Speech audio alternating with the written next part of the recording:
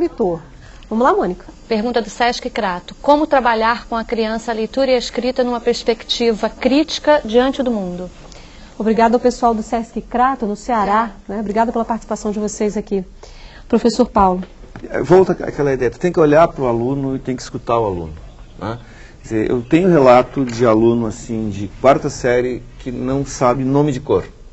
Não sabe o que é verde, o que é amarelo, o que é azul. Por quê? Porque ninguém nunca não ensinou. Né? Quer dizer, a criança, ou a mãe está fora o dia inteiro, o pai está em algum outro lugar, ela é criada pela irmã mais velha que tem 4 anos mais do que ela, e ela não tem quem converse, não tem quem diga, e a criança... E na escola, nunca ninguém disse isso. E aí quando a criança se revela como não sabendo o que é amarelo, o que é vermelho, o que a professora costuma fazer? Ficar escandalizada que a criança ainda não saiba essas coisas que a criança veio aprender na escola, mas que devia ter aprendido antes de ter entrado na escola. Quer dizer, a nossa escola é muito isso, é uma escola de cobrança.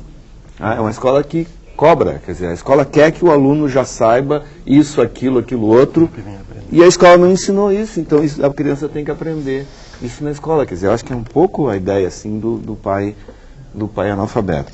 Ok, bom, infelizmente eu vou ter que interrompê-lo, que hoje o nosso tempo está corrido, a gente recebeu muitas perguntas, então no próximo bloco os nossos convidados vão fazer um resumo do que foi discutido no primeiro programa da série Ler e Escrever, Compromisso da Escola. Salto para o Futuro volta já. Estamos de volta para o último bloco do programa de hoje, que discute a participação das diferentes áreas do conhecimento no trabalho com a leitura e a escrita. A partir de agora, os nossos convidados fazem um resumo do que já foi discutido. Eu quero voltar pelo professor Paulo, porque eu precisei interrompê-lo no bloco anterior. Por favor, professor. Não, eu queria pegar a resposta da pergunta da Juraci, né, como é que a gente faz para ensinar. Eu acho que a gente, professor, tinha que pensar em como é que a gente aprendeu. Sabe? Quer dizer, como é que eu me tornei um leitor crítico, como é que eu aprendi a escrever, onde é que eu aprendi a ortografia, como é que essa coisa aconteceu comigo? Quer dizer, pensar na minha experiência de aluno, né?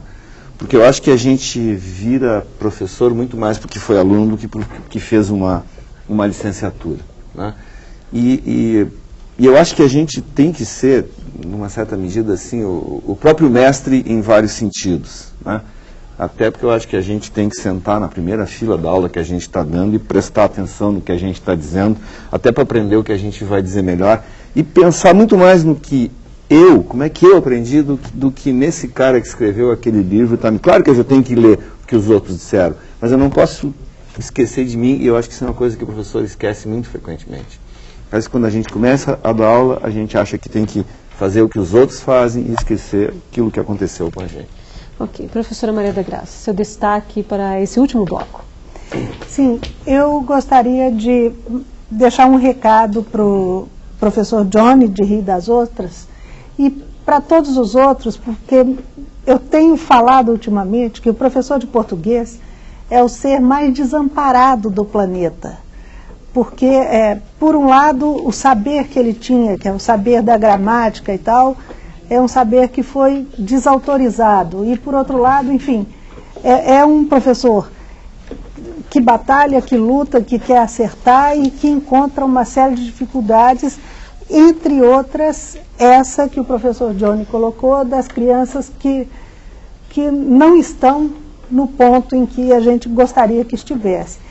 E me parece que a saída para essa situação é uma saída coletiva, é uma saída da escola se organizar internamente, da escola criar condições para resolver esses problemas, ou criar condições através de cursos específicos, paralelos, de acordo com as necessidades desses grupos, ou criar soluções em termos de pensar atividades como, por exemplo, essa que foi mostrada do jornal, que é uma atividade que dá sentido ao ler, ao escrever, ao planejar, ao participar.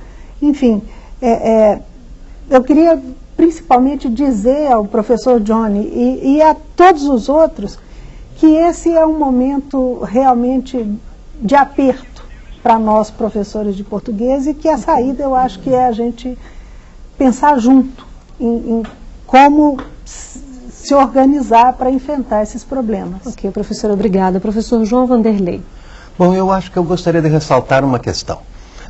Todas as perguntas apontaram para questões das nossas mazelas sociais e das nossas mazelas na educação e das nossas escolas. Eu queria dizer que eu sou filho de analfabeto. E eu não tenho nenhuma vergonha em dizer que sou filho de analfabeto. Meu pai criou um sistema dele próprio de anotações para aqueles que vinham ao seu bulicho, no Rio Grande do Sul, e compravam a crédito. Então eu queria dizer à professora Juracy que, obviamente, os pais não saberem ler influencia o aprendizado.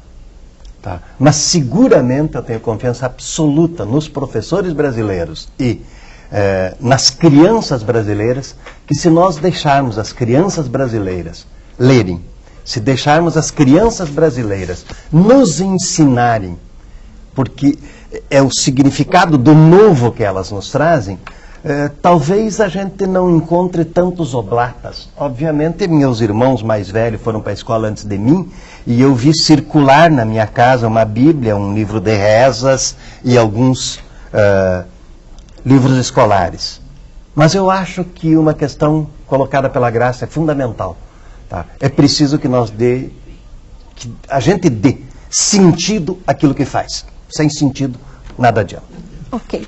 Bom, o primeiro programa da série Ler e Escrever, Compromisso da Escola, fica por aqui. Eu quero agradecer as presenças do Paulo Coimbra Guedes, professor do Instituto de Letras da Universidade Federal do Rio Grande do Sul, do João Vanderlei Geraldi, professor do Departamento de Linguística da Unicamp, e da Maria da Graça Costa Val, professora da Faculdade de Letras da Universidade Federal de Minas Gerais.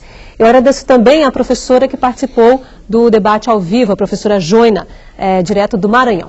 Você pode encontrar os textos referentes a esta série na página do Salto para o Futuro na internet. O endereço é www.tvabrasil.com.br/salto. Amanhã vamos conhecer 3 experiências que trabalham a leitura e a escrita nas áreas de História, Língua Estrangeira e Literatura. Até lá, Salto para o Futuro, 10 anos acompanhando a educação brasileira.